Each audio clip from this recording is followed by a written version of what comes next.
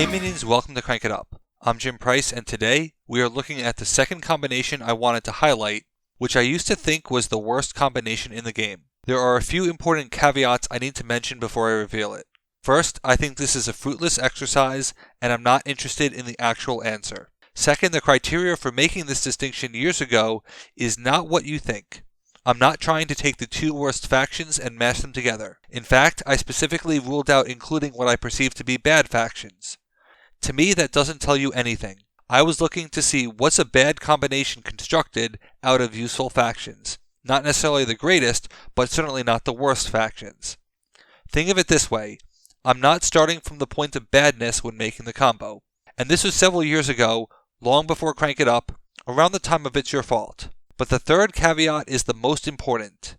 I know now that I was wrong back then. The point of this video is actually about me being wrong. Why did I think that back then? What changed? And what did I learn from it? Because to me, that is much more interesting than suffering through game after game of intentionally bad pairings, especially since, despite all efforts, I still have a positive record with Innsmouth Vampires, an example of taking two bad factions and sticking them together. No, the actual combination I'll be talking about is Wizard Princesses, and I'm not the only one I know who felt this way, as we came to the same conclusion for similar reasons, which just turned out to be historically flawed. I also want to say up front that many viewers are coming into this video after years of analytical thinking, which will distort their reaction because they are bringing in the biases of years of experience. Some of the things that I'll talk about may seem obvious to people now, but wouldn't be obvious back then, and certainly not because the game wanted you to think that way, because it certainly did not. So why did I think Wizard Princesses was the worst? Looking at each faction individually, you see that wizards are power-starved with no power-granting actions.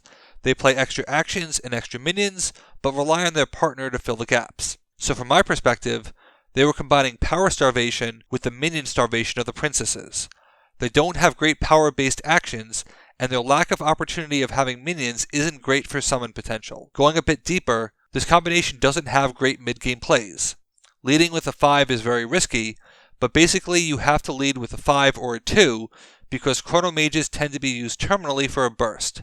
And why are you bursting with a 3 when you have 5s? Superhero princesses can get away with it because they inherently add power from their citizens and have the toolbox factor going. When you consider these two factions together, however, and when you start formalizing a game plan, it doesn't look good on the surface for Wizard Princesses. However, the flaw in this logic has become apparent over the years because it boils down to a simple question. How do you identify factions in terms of a combination? When you are choosing a partner, what criteria are you looking for? Obviously, we have to rule out the uber synergies that are obvious, because it elevates the strength level beyond what the game should have. But even in this context, Robot Zombies works because the small robots are perfect for the zombie lord, and they have powerful minions to easily recur and spam. I often think of this in terms of transparent layers. The zombies are looking for power 2 minions to revive. The robots have great power 2 minions.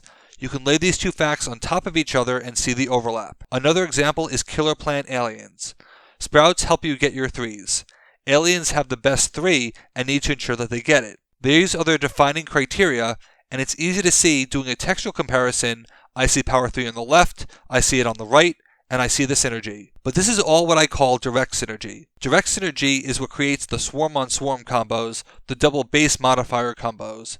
If you see the word talent, you immediately think Great Wolf Spirit. It's also among the more uninspired combo generation practices, if I'm being honest.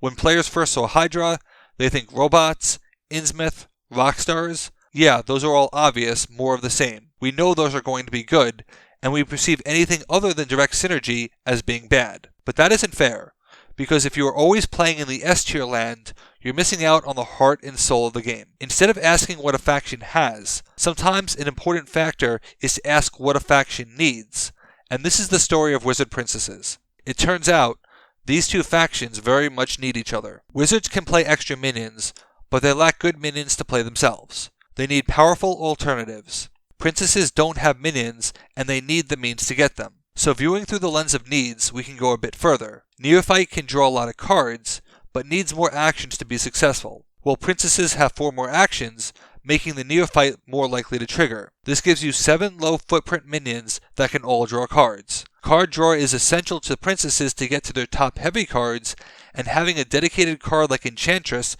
to guarantee that you expedite your deck is really appealing. Portal also increases your odds of hitting minions and stocking your hand for several turns.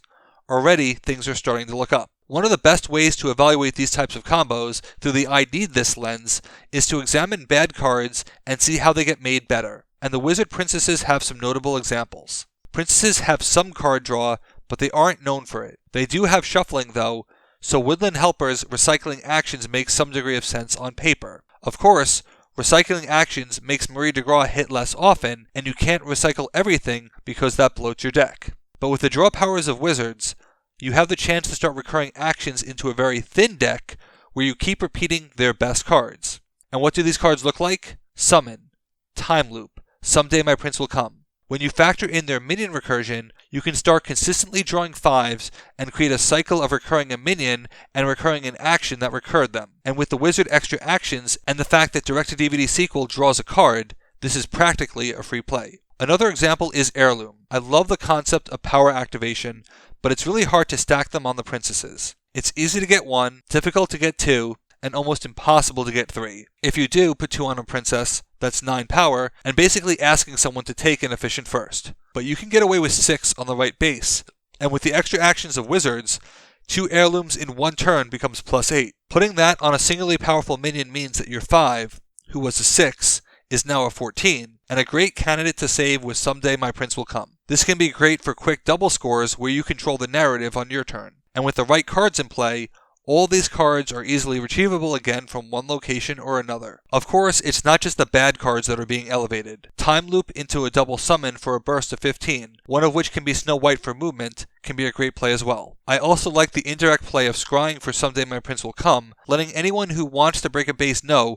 that they need to overpay if they want to play around it, which allows me to play my game later. When you look at this combo through the lens of what each other faction needs, it actually gets pretty exciting, and I've had a lot of fun with it. It's certainly not an exceptional combo, but it has had its success, and it shows that you can find a lot of value in inverting the expectations of how you identify a faction. In fact, this is a very important lesson for me historically, because it's one of the reasons that led to the creation of Kaiju Innsmouth. It's easy to see Innsmouth and think I want a swarm partner, and see Kaiju and think I want base modifiers. But what each faction wants is a partner who can emphasize the play that they are missing, because Innsmouth can really struggle to play their actions, whereas Kaiju never struggle there. But they do lack minions, while Innsmouth practically guarantees that you always have one. When you are using 100% of your plays and drawing a lot of cards, that's a major advantage, and it's why the combo surprised a lot of players and gained popularity after their initial skepticism. With Wizard Princesses, they have a similar effect. They never really struggle to use their actions, which is not always true for princesses, and is an especially bad sign when you have extra actions in your deck. When you form a combination, it helps to view it from multiple perspectives. What do I have? What do I need? What type of game state am I looking for? Not doing this was my failure with Wizard Princesses. I saw their individual issues as weaknesses rather than opportunities, and in a game this large, there are ways to cover the gaps. In fact, with a 50-50 split, factions should have weaknesses, and the ideal partner should be making it feel fleshed out rather than trying to end the game in 5 turns. Have you played Wizard Princesses? If so, what did you think of them? Have there been any combos you've singled out prematurely, only to be surprised later? And what's your prediction for my combo next week when I talk about, and I put this in quotes, the most powerful combo I played? Let me know in the comments. Thanks for watching. Be sure to like and subscribe. Let's shut it down.